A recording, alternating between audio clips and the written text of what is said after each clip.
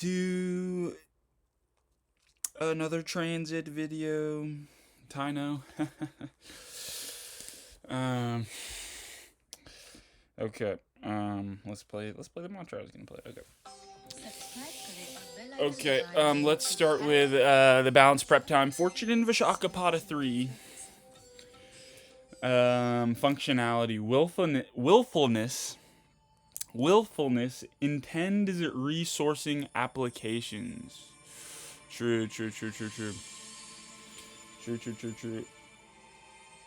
Recursive mentalism compounds gains fully. True. So let's focus on willfulness and recursive mentalism. That usually has to do with Mercury and the 8th house in my and it's gonna have to do with Jupiter because of Vishaka, but at least for how I'm going to look at framing the fact that fortune is there. Okay. Cool. Functionality. Of course. So luckily this thing works. That's what Mahendra taught me. Through proving it to me over and over again. Sorry, Varuna. Mahendra Varuna. Okay. Cool. The nodes, so Rahu, critical thinking still in Dragon on maximum moment. And K2 still in devotional symbolism, I think, right? Or am I tripping? Yeah, with unfamiliarity, navigated advanced before becoming. Urgent reproductive fertility consumes resourcefully. Oh, nice. That's actually good because we have resourcing applications. Okay, that's good. Okay, cool. W, Rahu, K2, Fortune. Let me think on. I'm trying to think of what besides the Tomorrowland Festival. What is that? What is the news? What's going on in Iran? I was thinking about this and it was like, okay, I is 9, the 9th letter, Sagittarius. R, so IRA. So I'm pretty sure Varuna is saying Sagittarius is Aries, because A is the first.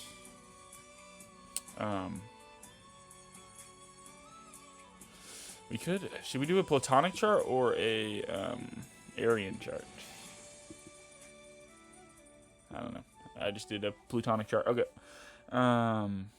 What was I just talking? Oh, right. IRA.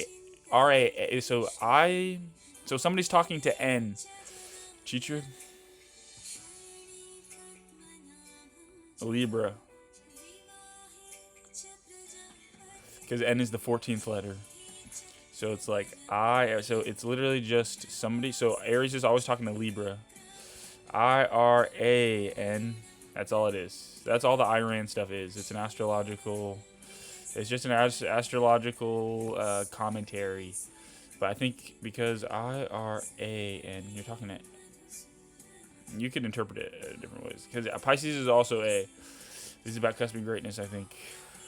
I think this is like Guru Ahir saying not to worry about so much of the small stuff. Ahir has to do with like Uttara Bhadrapada natives are usually misunderstood.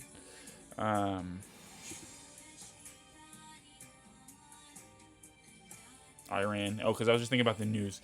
Willfulness intends to resource it because this is about the transits. Again, the problem is I just sit kind of with my head under. Well, I'm on TikTok.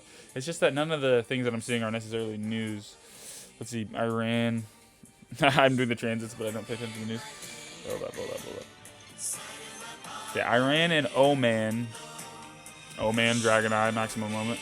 And Oman seek agreement on Hormuz. HORMUZ.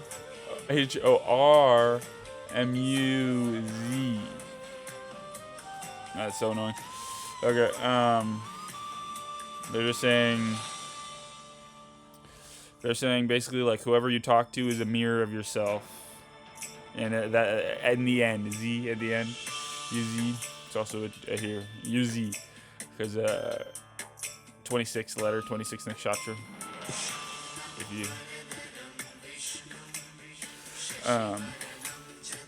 and then H is always infinity on Hormuz. So the infinite circle, HOR, it's like is M. Chitra is perfect. UZ, indeed, indubitably. We agree on that. But because that's why I don't really pay attention to the news, because I know it's all like symbolic. It's all symbolic transit stuff. So it's like, for me, this is the news. This is, I don't know. I might as well, like, would you rather go on the news and hear 8 billion died, or would you rather, like, go on a transit thing and hear, let's see, and then hear somatic inter/integration, molding societal impressions efficiently, determining preferable exalted outcome.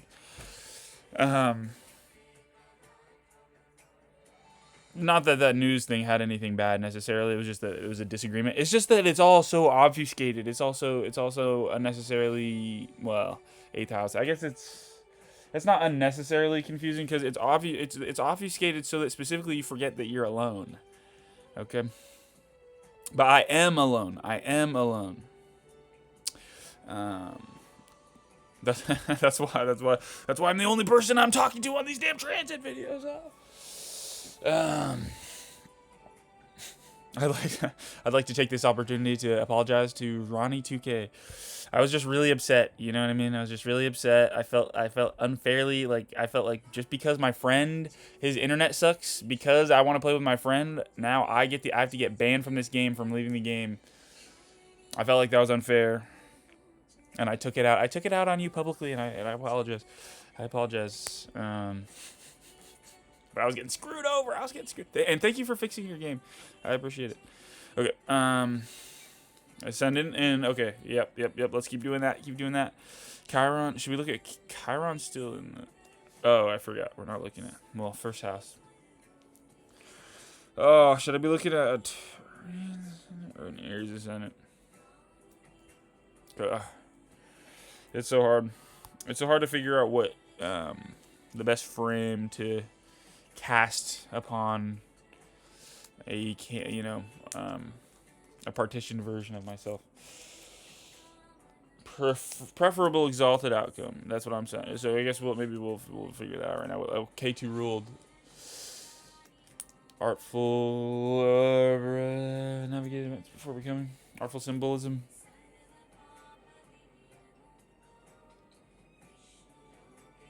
The obfuscation of the Magapada needs to be studied thoroughly. Because I'm thinking of 1 and 2 at the same time. Okay. I think it's because Maga is such a cusp nakshatra. He cusps so much. Okay. Chiron so the wounded healer in Chiron. The wounded healer in Chiron or Chiron in Ashwini Pada 2. Ashwini representing the twin horses.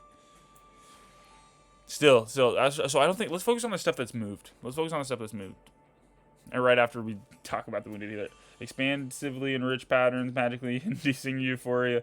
Distribute to timely and enjoyed utility. Change over time. That it is indeed the plan. The illusion of change over time. I hear that. Did Uranus been in Rohini, right? Uranus been in Rohini or no? I'm pretty sure Uranus has been in Rohini. Proud familiarization, fundamentally conceptualized, nourished, spark. Yeah, I think so. But Mars just entered Mriga. And Mriga magic as hell. So wow, good for everybody. Mars and Mriga, Pada 1. Mars ruled Nakshatra, or Mars, it's a Martian Nakshatra. Okay. So leaving interesting compounds. So enriched by the interesting compounds through accessible overindulgence. Integral functions determined to comfortably enrich. Okay, yeah. So an enriched Mars experiencing expressive biologically induced impulse simplification, coordinating environmentally hardwiring beautiful art. Oh, let's go. It's like, Dancing with. Dancing with co-interemination.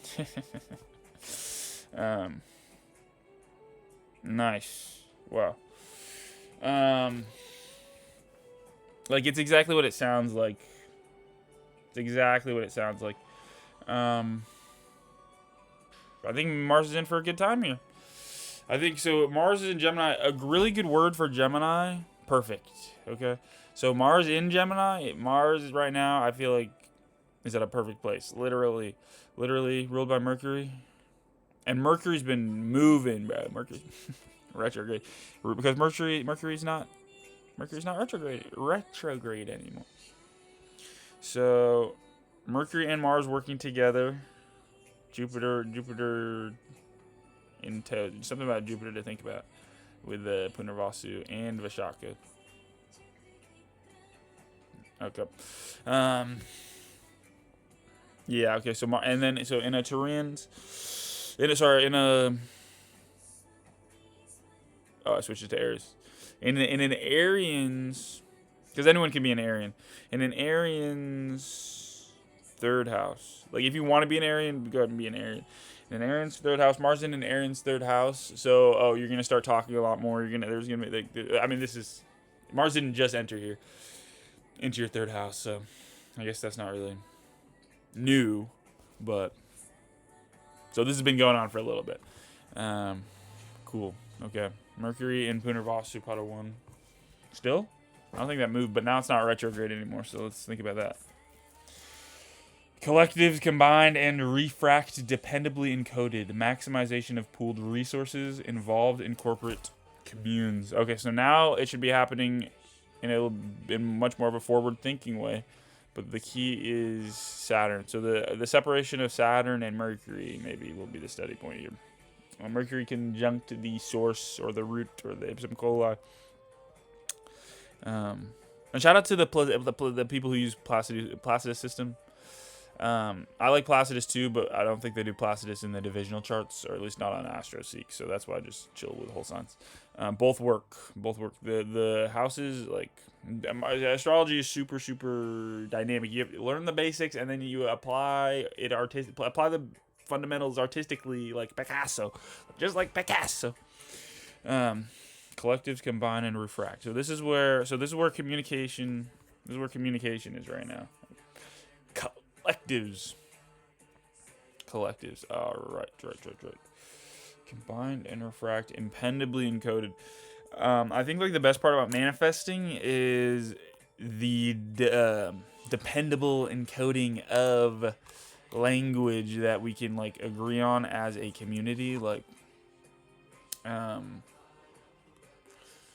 as long as you have your definitions and your intention set on what you want to say, you know what I mean? You don't even have to say the right word, as long as you what you mean. As long as you're saying, like, as long as you're just trying to express what you mean with your words, you should be good to go. It's because Kiki Boba. Like, no matter where you go, Kiki, Boba. Round is Boba, sharp is Kiki.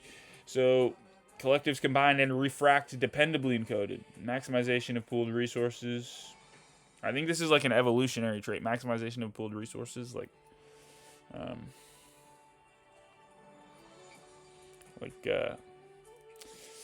involved in corporate communes.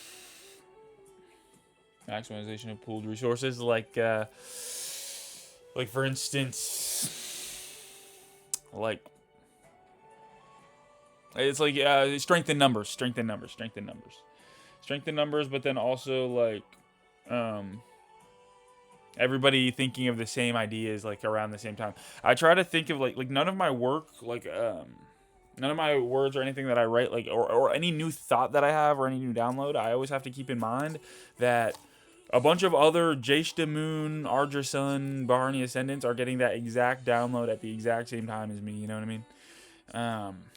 So it's not like I'm not uniquely privy to any of these new insights. So I always have to like add on top of any new insight that like I've been sitting on for a while.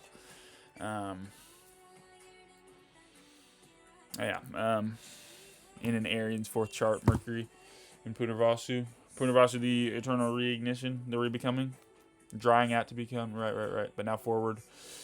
Punarvasu, Victor card commentary about whether or not we were happening, like things were happening forwards or backwards. It's because, so there's a lot of like male, like a lot of the times you'll hear like Sagittarian men versus Sagittarian women, Cancer men versus Cancer women.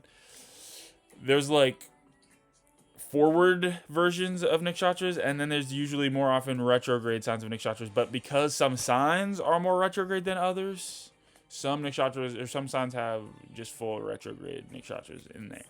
Full disclosure. I believe Punarvasu is one of those fully retrograde nakshatras. Because Namostati. Because me super big brain. That's why. All right, now sun's been chugging along, bro. Was the sun in push-up out of 1 the first time I checked? The last time I checked. Cultivated limitation, exercised pragmatically, emanating superiority to rest, hierarchical self-disposition. I think we did go through that. Okay, so we missed temperate identity, professionally maintained lucratively, hard work focused, materially successful, obtaining results. Also, by the way, I'm back in Lahiri. If you didn't know, sorry. Well, I'm talking to you, T. You know. Crap. This is gonna make it hard. Okay. Right. Okay, so then it moved into temperate identity. Oh, temperate identity? I think that was while I was doing the 0 degree tropical eye in AMSA. Temperate identity.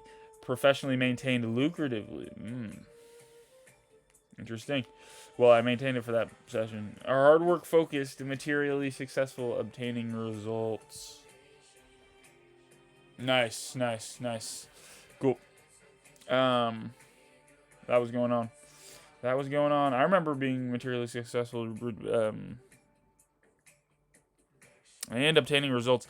I just need to be able to I must be I must be leveraging, must need to use Mercury to leverage Saturn to fix the type of material success. Okay. But now the sun is in Pushya Me Pada 3. Elemental ratios dictating reciprocation. Perfect sensual interaction establishing references outwardly. That's what I'm doing. And I'm the son of my mom. Just commentary on this. Right. Establishing references outwardly. Elemental ratios dictating reciprocation. Perfect sensual interaction. Establishing references outwardly. It was because so it was like it's talking about like the planets and how it's like it's trying to bridge the gap of understanding of like, oh, are the planets just like rocks or are they like light magic? You know what I mean? And it's like, I think Brihaspati is trying to tell you that rocks are like magic. Elemental ratios dictating reciprocation, like a magnet. Think about a magnet, you know what I mean? Like, it's literal magic, you know what I mean?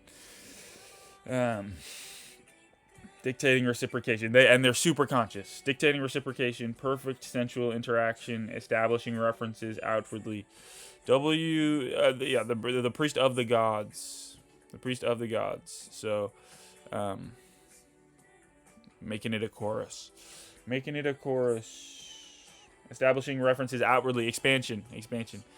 Nice. And Jupiter conjunct there too. So cool. Let me keep establishing references. K2 in that 5th house? Or no? Yeah. Okay. Venus has been moving. I didn't even peep this. Okay. So last time we checked, it was in Purva Falguni Pada 1. So Yete Sarva Papa Vinir Muktu Vishnu Loke Mahi. Yeah, so it was going to Reemanation dancing with. Then, am I mistaken by saying we went while it was partnered reciprocal love brought out seamlessly? I think we did. So then the last one we missed was externalized obligations. I think that Venus, me talking about Venus was an externalized was an obligation. Okay, externalized obligations, progenerative descendants known. Like the biggest problem is it's like a whole Adam and Eve situation where with Brahma, and it's like with Purva Falguni and Venus. It's not a coincidence that Venus is in the Venus ruled nakshatra, Venusian nakshatra, because it's like Adam and Eve where it's like, bro, it's impossible not to have your like a little bit of sus stuff in the worldview when you come from when you come from the monadic state, because you have to create the other person from yourself, you know what I mean? So it's all, so either way it's gonna be weird. Either way you're gonna be a guna, even if you dosha. So progenerative descendants known. It's just knowing that that's you. It's knowing that that's you. Shiva Lingam connection. Okay, thoroughly applied sensuality. Identify lust fully. There's a reason that you should identify your lusts and your desires fully. Purva Falguni taught me that.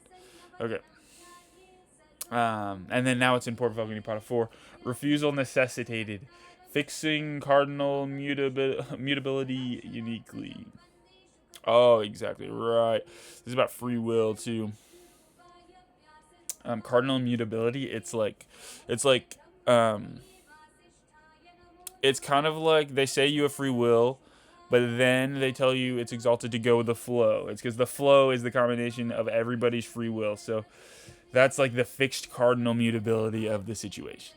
So fixing cardinal mutability uniquely. So you have to get, so I think Purva Falguni has to do with finding a certain perspective that you can get in and then live your life through. Predictive investments reflect integral purpose. Approaching the fruit bearer. Yeah, to commune. To commune with oneself through others. 11th Nikshatra, so Aquarian activation. Cool. Vertex and Hastapata 4. Community tutoring, scientific ability, deliberately empowering ripples, allow forward progress, circumstances. Every time I say one of those things, like I'll mess up, and then I realize the mess up happened because of like something to do within those words. Like that circumstantial forward progress. Cool. Perspective set there. Cool. That's what I just did. Okay, and that's how I can tutor scientific ability. W. Descendant in Swati Pada Dos. Breathing. I mean, that's usually can. It's because the deity and the energy. I mean, like yeah. Right. Okay. Let me digress in my head. Okay. Descendant in Swati Pada 2. Downward energy or something opposing to you. Grounding forces. Dictating currency organically. Directly accessible borrowed strength. Everybody can breathe. And air is the only medicine you need. It's the only medicine you need. And you don't need medicine. That's the hard thing to figure out with Swati Nakshatra. That's why it's like Swati's all about the breath, but then Swati, it's sidereal air sign, but then it moves into a tropical, but it's a tropical water sign because the breath you don't even like. That's extra. That's a bunch of extra. The breathing, even if you're holding your breath, you're breathing. If your heart is beating, you're breathing. That's the rub, honestly. Like, because breath is movement. Breath is movement, straight up. The hard part is always being able to tell that your heart is moving. Mahastati. Directly accessible. Yeah, that's why, the directly accessible borrowed strength, it's more accurate for me. Like, instead of saying breath, I feel like it's more accurate to say emptiness. Like, if you fully relax and get to a state of full emptiness, I feel like that is when you, like, really start to sink into your own, like, atma, your own body, and, like, really try to, like, and you really... that's where you start to see where the breath comes from and why your body even needs the breath in the first place. And I think it all comes down to, like, the kundalini in the spine, really. Namaste. Rahu and Dhanishta. Okay. We covered Fortune, and that's in an Arian's 8th house. I guess that's why they don't even... At that point, I might as well just... Okay, and then Lilith moved from surfing to retrograde because it's more of a command, right? It's more of a command because Lilith's moving forwards. She's moving forwards backwards. I love you. Okay, and now, so Lilith, the bad bitch energy in material X spiritual pursuits. Evolutionary expression. Nice. Maybe tarot will start to get a big boom here in the coming future. Redefine needs. Ideal entertainment. I plan on making a custom tarot deck based on nakshatras. I can't wait. Cool.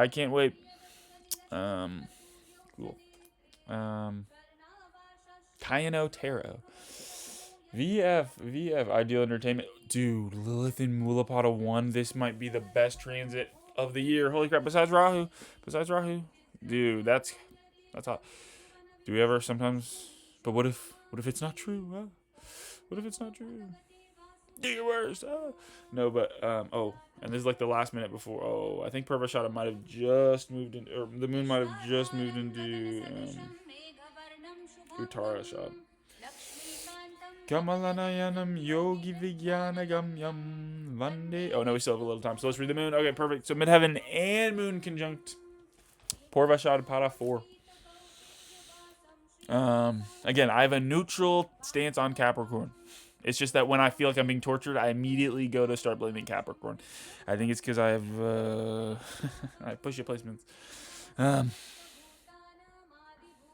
It's because the Capricorn can always hide in Aries. The Capricorn can always hide in Aries. That's why it's just not worth. It's not worth blaming yourself over. That's for sure. Okay, sorry.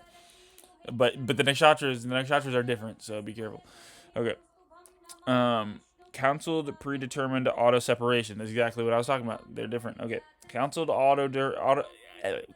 predetermined auto separation. Secretive power immortalizes compatibly fortuitously. So the Capricorn, like, or the quote unquote the devil, basically is just the scapegoat. Basically, it's an easy scapegoat application for this tour. Okay, so what happens is the original Sagittarius tours them and then evolves into the Capricorn, because that's the max. So then, after it becomes the Capricorn, it starts to be aware of all the other Sagittariuses. But once it becomes the Capricorn, you realize you can partition the Capricorn aspect of yourself and then separate into the Aryan part of yourself, and then just be the hero, and then just have a villain and be the hero of your own story. Secretive power immortalizes compatibly fortuitously. I noticed this. It's because Zeus is Hades. If you rewatch Hercules, Zeus is Hades. That's why it's like, I know, you know, or like, I know, I know, or something like that. It's like, if you rewatch Hercules from the standpoint of Hades is literally Zeus, it makes a lot more sense. It's because Zeus is Vishnu. That's why. Counseled predetermined auto separation. Right. It was because, like, the original first Sagittarius, it happened in a Planck instant. So it's like, it happened more, like, the very first time it happened way more in symbols than it happened in, like, this long, super dramatic actual story. Time's not real, all that. But midheaven here and moon conscious experience, secretive power immortalizes compatibly fortuitously. I mean, my goal is to become immortalized. I think that's a good goal for ambitious Caracas. Straight up. Yeah, and I think that'll be fortuitous. Right. Ninth house of luck. Cool. In the Platonic chart, it is. So Pluto, how is Pluto? So does this have Abhijit be bigger? They might have Abhijit be bigger in this, because I thought it was an Abhijit. It is. So let's read the Shravan interpretation. Experiencing truthful temperance. Pluto. This could be a content creator. If you're creating something, if you feel the need to prove anything, you are Pluto. If you feel the need to prove something to yourself or others, you're Plutonic. Experiencing truthful temperance. Temporal freedom. Freeze completely. Re-achieving modes. Luckily. Like, I know, like, I still feel the need to prove something, despite the knowledge of that I don't need to prove anything. It's paradoxical, yet it works. Yeah.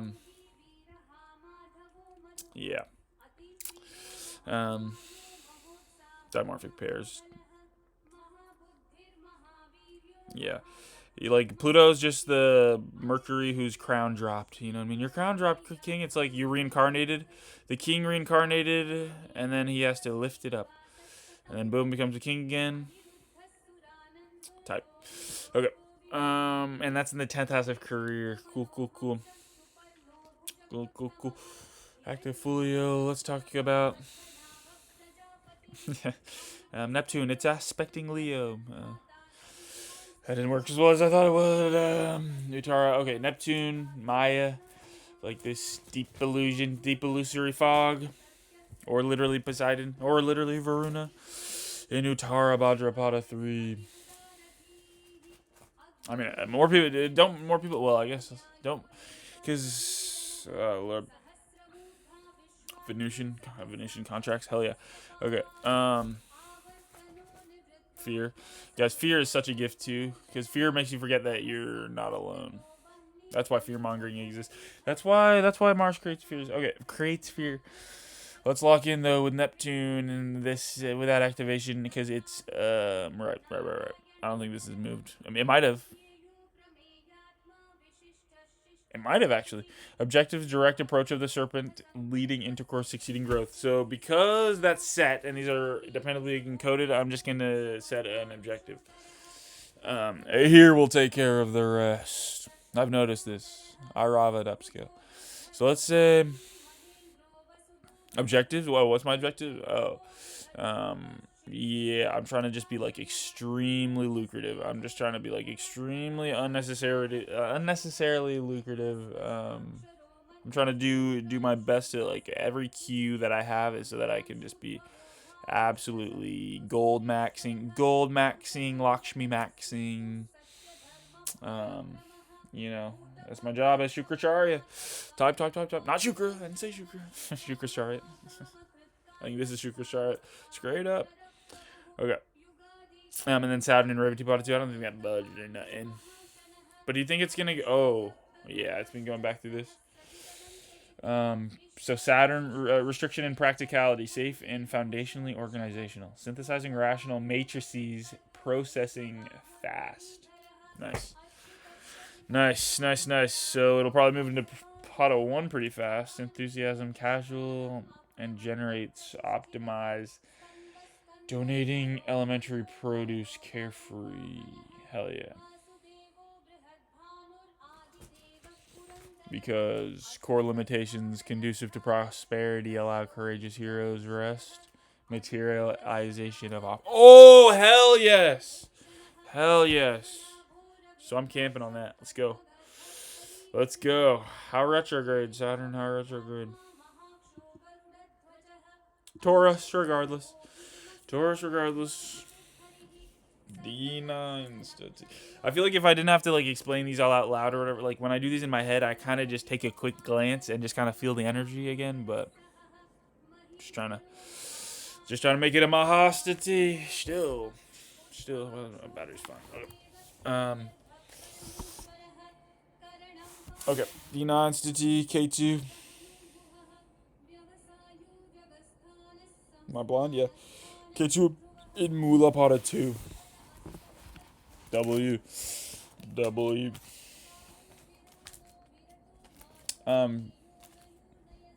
Right. Because this is a sorry. This is Sagittarius. Okay, K2. Material exoccult studies, accomplish goals, work hard, adore symbolism, procedural enjoyment. Great spot for K2. It sounds like we're right in the pocket here of this spiritual 10th house activation. Literally, it's in the 10th house, too. I didn't even peep that, though. Rahu and Mrigashishrapada for us, dude. For us. Fortune first. Nah, we can do it this way, too, dude. We can do it this way, too. Taurus. Intellectual, transparent to revelation, fundamentally reincorporating, spiritually infinite potential kinetically. Okay. So we gotta be smart here either way. What a great spot for Rahu and K2 to be. Holy crap, bro. Holy crap. WD9's to T, so this is a result of the D1. Nice. Okay. Because this will result in a massive collective good decisions. Because Mriga needs, I feel like, a good activation to for that to really be in any way like not even guaranteed, but like we want to make it easy for Mrigans to make good decisions because thoughtless action is all encompassing. I found Fortune in Purvashadapada 3, debatably rejected advisors. I love being the debatably rejected advisor. Being debatably rejected is a great 11th house activation. Because first of all, you need debate. Otherwise, you're totally screwed. Yeah. Okay. Debatably rejected advisors. Fortune here. Fortune there. W. Who's a debatably rejected advisor that I can think of? You could say the sun is a debatably. Some people follow the moon. So you could say you could say sun and moon because we just need to ascend. So debatably, because fortune is a combination of sun, moon, and ascendant. Debatably rejected advisors. Yeah, I just made a debate. I just made an argument. Okay, mental exorcism, comfortable constitution, reaping laborious fruits. Let's go, dude. I'm so excited. I've been working my ass off, bro. I feel like I haven't gotten shit, dude. Moon and Uttara shot coming soon, though. Can't wait. And Uttara, no, not yet. Cool. Let's keep touring them. We could do a Rahu K2 Lakshmi in the D9 and a D12 Rahu K2 Lakshmi and a D27 Rahu K2 Lakshmi. D12 Rahu K2 Lakshmi. I'm trying to take a quick little Mars and Uttara Bhadrapada. I see you, big dog. Mula Tricone, Mars Mula Tricone in the D9. Wow, dude, what a time to be alive. Wow, that's Mula Tricone is like the absolute best spot that a planet wants to be at. It's like a resort. It's like the planet.